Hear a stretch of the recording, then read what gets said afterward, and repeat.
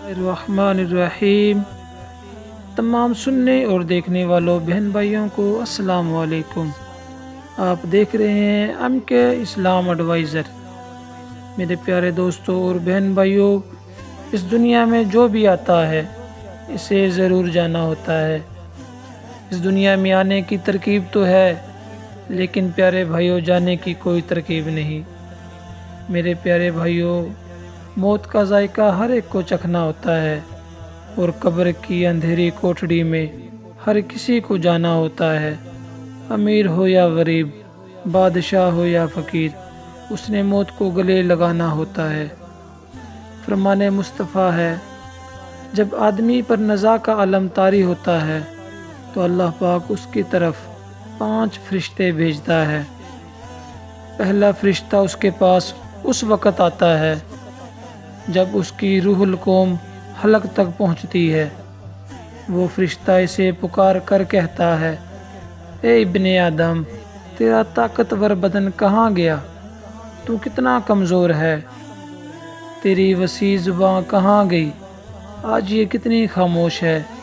تیرے گھر والے، عزیز و اقارب کہاں گئے؟ تجھے کس نے تنہا کر دیا؟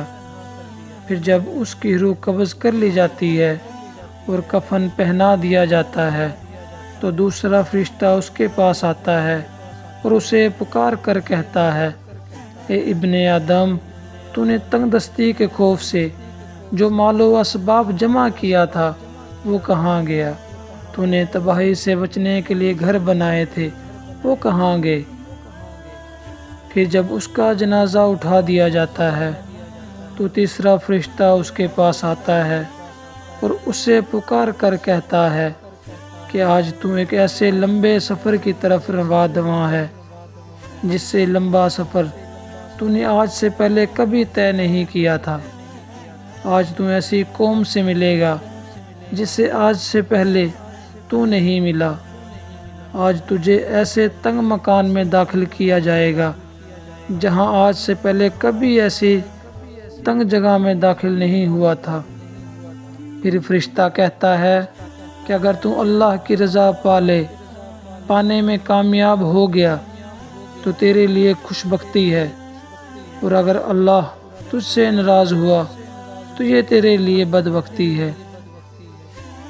پھر جب اسے لحد میں اتار دیا جاتا ہے تو چوتھا فرشتہ اس کے پاس آتا ہے اور اس کو پکار کر کہتا ہے، اے ابن آدم، کل تو زمین کی پیٹھ پر چلتا تھا اور آج اسی زمین کے اندر لیٹا ہوا ہے۔ کل تو اس کی پیٹھ پر گناہ کرتا تھا اور آج اس کے اندر شرمندہ ہے۔ کل تو اس زمین کے اوپر ہنستا تھا اور آج اس زمین کے اندر رو رہا ہے۔ اور پھر جب اس کی قبر پر مٹی ڈال دی جاتی ہے تو اس کے دوست، اہل و عیال، عزیز و اقارب اسے چھوڑ کر چلے جاتے ہیں۔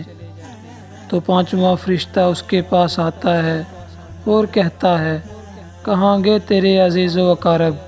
تمہارے دوست، تمہارے اہل و عیال سب تمہیں چھوڑ کر چلے گئے، تمہیں دفنا کر چلے گئے۔ اگر وہ تیرے پاس بھی ہوتے تو تجھے کوئی فائدہ نہیں پہنچا سکتے تھے۔ آج تمہیں یا تو جنت کے باغوں میں سے ایک خوبصورت باغ دیا جائے گا، یا تو پھر بھٹکتی ہوئی آگ میں تجھے ڈال دیا جائے گا۔ میرے پیارے بہن بھائیوں اور دوستوں، یہ زندگی بڑی مختصر ہے، اس کا کوئی پتہ نہیں کہ کب ختم ہو جائے، کس وقت اور کہاں سے موت آ جائے۔ اس دنیا میں آنے کا ہمارا مقصد ہے ہم اللہ تعالیٰ کی عبادت کریں، نیک اعمال کریں، اچھے کام کریں، نہ کہ ہم اپنی زندگی کو گناہوں میں صرف کر دیں۔ ہمیں موت آنی ہے اور ہمیں قبر میں جانا ہے، مگر افسوس کی بات تو یہ ہے کہ ہم اس کے لیے کوئی تیاری نہیں کر رہے۔ ہم نے خود کو تیار ہی نہیں کیا، لیکن ہمارے پاس وقت ہے۔ اللہ نے صحت بھی عطا کی ہے اور اللہ پاک نے ہر قسم کی معذوری سے ہمیں بچایا ہے، تو ہمیں چاہیے اس دنیا میں اللہ کو راضی کر لیں۔ اللہ کو راضی کر لیں۔